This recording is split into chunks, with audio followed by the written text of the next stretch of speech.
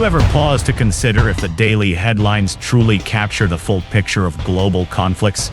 Or is there a deeper, more intricate game at play, a great game of strategic maneuvers and hidden agendas that shapes our world far beyond the battlefield? Today, we delve into the complex realities of modern warfare, looking beyond the immediate narrative to reveal the underlying interests and profound impacts that resonate across continents, even reaching our own homes here in Pakistan. The conflict in Ukraine, for instance, often dominates international news, with pronouncements from leaders like Ukrainian President Zelensky about taking the fight to Russian territory and preparing for new attacks.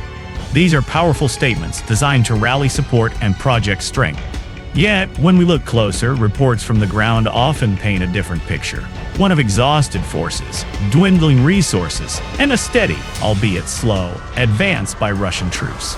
This stark contrast between rhetoric and reality is a recurring theme in geopolitical conflicts, where the public narrative often serves a specific purpose, perhaps to secure more aid, expedite alliances, or maintain morale. It's a crucial reminder that what we hear isn't always the complete truth, and that every public statement is often carefully crafted with strategic intent. A significant aspect of this conflict, and one that raises many eyebrows, is the effectiveness of military aid. Take the much-touted US-supplied Patriot missile defense system in Ukraine. Initially hailed as a game-changer, its performance has come under intense scrutiny. There have been multiple documented instances where Russian forces have successfully targeted and destroyed these sophisticated systems. This raises a critical question. Are these advanced defense systems truly as impenetrable as advertised, or is there a different dynamic at play? Some analysis suggests that such aid might in part serve as a lucrative business deal for the supplying nations, allowing them to offload older or surplus military hardware, with other nations often footing the bill. This isn't a new phenomenon. Throughout history, major powers have often channeled military assistance into conflict zones, sometimes to test new weaponry, sometimes to deplete an adversary's resources, and sometimes simply to stimulate their own defense industries. From the Cold War proxy battles in Afghanistan, where both superpowers armed opposing factions, to various conflicts in the Middle East, the flow of arms has always been intertwined with strategic objectives that extend far beyond immediate humanitarian concerns. For nations like Pakistan, situated in a strategic vital region, understanding these nuances of military aid is paramount, as it directly influences regional power balances and security dynamics. The narrative of aid often masks layers of complex economic and strategic interests, making it essential for us to critically analyze the true motivations behind such transfers.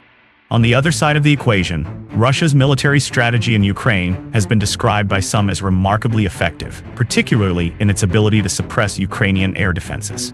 They employ a multi-layered approach, combining advanced reconnaissance via unmanned aerial vehicles, UAVs, and satellites with precision missile strikes from systems like Iskander, Kinjal, and Kh-31P, alongside robust electronic warfare capabilities. This integrated approach highlights a modern understanding of warfare, where information dominance and the ability to disrupt enemy communications and targeting are as crucial as direct firepower. This sophisticated coordination allows them to identify, track, and neutralize high-value targets, including advanced Western-supplied systems. This level of strategic planning and execution underscores a long-term vision, aiming to establish a security buffer and prevent further NATO expansion near its borders. This isn't just about winning battles. It's about reshaping the geopolitical landscape to securely perceive national interests. A lesson that resonates deeply in our own region, where similar strategic considerations often drive foreign policy. The precision and coordination demonstrated by such tactics serve as a stark reminder of the evolving nature of modern warfare, where technological superiority and integrated systems play an increasingly decisive role. Beyond the military maneuvers, the economic ripple effects of such conflicts are felt globally, often disproportionately impacting developing nations like Pakistan. When major energy producers or agricultural powerhouses are embroiled in conflict, global supply chains are improving, leading to significant fluctuations in commodity prices. We've seen firsthand how the Ukraine conflict has driven up the cost of oil, gas, and crucial agricultural products like wheat. This translates directly into higher inflation, increased energy bills, and a heavy burden on the common citizen. For a country already grappling with economic challenges, these external shocks exacerbate existing vulnerabilities, making essential goods more expensive and impacting livelihoods across the board. The interconnectedness of the global economy means that a conflict thousands of miles away can have a very real and tangible impact on the price of your daily bread or the fuel in your car. It's a sobering reminder that peace and stability in one part of the world contributes to economic well-being everywhere. Furthermore, these conflicts are not just fought on battlefields, but also in the realm of information. Information warfare and disinformation campaigns are integral parts of modern geopolitical struggles. All sides actively construct and disseminate narratives designed to shape public opinion, both domestically and internationally. This can involve everything from selectively presenting facts to outright fabricating information, all with the goal of garnering support, demonizing adversaries, or justifying actions. In this highly polarized environment, discerning the truth becomes an increasingly challenging task. For citizens in countries like Pakistan, who are often exposed to diverse and sometimes conflicting media reports, developing a critical eye and seeking out multiple sources of information is more important than ever. Understanding that every piece of news, every statement, and every image can be part of a larger strategic narrative is crucial to forming an informed perspective. It's a constant battle for hearts and minds where perception often becomes reality. The Ukraine conflict is also accelerating a profound shift in the global order, moving away from a unipolar world dominated by a single superpower towards a more multipolar landscape. Emerging powers are asserting their influence, and traditional alliances are being re-evaluated. Countries like Pakistan find themselves navigating this complex and evolving geopolitical chessboard, balancing relationships with established Western powers, a rising China, and a resurgent Russia. This requires a delicate diplomatic dance, prioritizing national interests while maintaining strategic autonomy. The choices made by nations in this shifting global environment will define the international relations of the coming decade. It's a time of both challenge and opportunity, where strategic foresight and adaptive foreign policy are essential for national survival and prosperity. The old rules are being rewritten, and every nation, big or small, must find its footing in this new, dynamic world.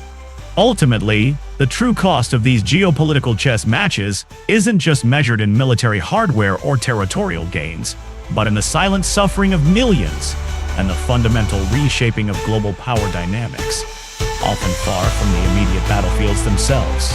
While conferences and diplomats' efforts might offer symbolic gestures, the underlying strategic interests of major powers continue to drive the conflict's trajectory. The US, for example, often frames its aid in terms of supporting democracy, but deeper analysis suggests broader strategic interests are at play, such as preventing a direct NATO confrontation with Russia, maintaining its global influence, and ensuring its position as the dominant global actor. These long-term objectives often dictate the pace and nature of engagement, regardless of the immediate human cost. Russia, on the other hand, is steadfast in its objective to create a security buffer against perceived threats from NATO expansion, viewing this as a matter of existential security. These deeply entrenched strategic goals mean that a quick resolution is often elusive, and the conflict can prolong, impacting millions of lives and further destabilizing regions. So what will be the ultimate legacy of these conflicts, not just for the warring parties but for the world, and especially for nations like ours?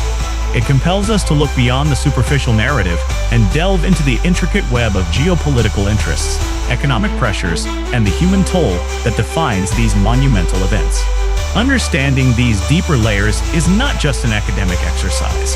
It is crucial for our collective future, enabling us to make sense of a rapidly changing world and to advocate for policies that truly serve the interests of peace and stability for all. What role do you believe nations like Pakistan can play in shaping this evolving global landscape? Share your thoughts.